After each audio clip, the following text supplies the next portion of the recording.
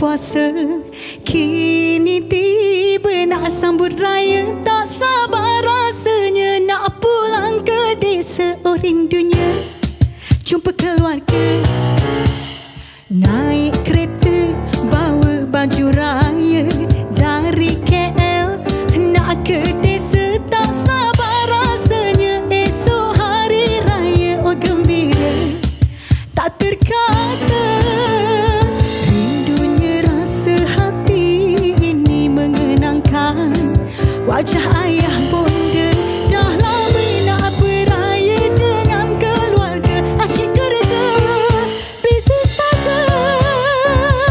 Semua hari raya kita balik raya, hari raya sambut sama-sama bersalaman, bermaafan, lupakan sengketa di antara kita.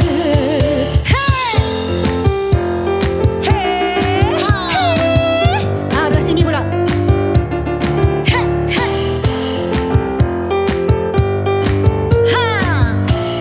Okay, jom nari sama-sama.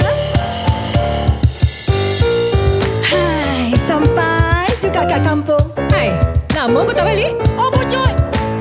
Raya, raya, raya, raya, raya, raya, meriahnya di kampung halaman.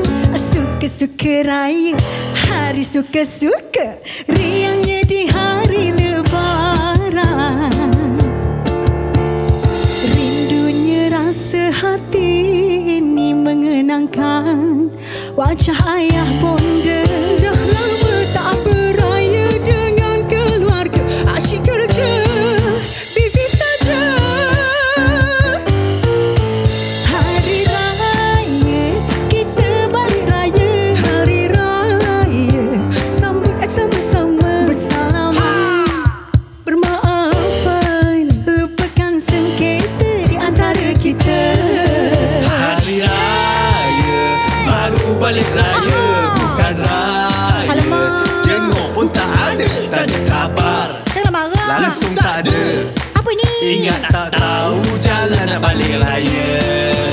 Hari raya kita balik raya, hari raya sambut sama-sama bersalaman, bermaafan, lupakan sengketa di antara kita.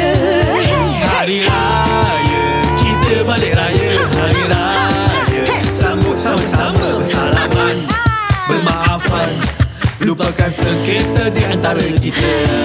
Lupa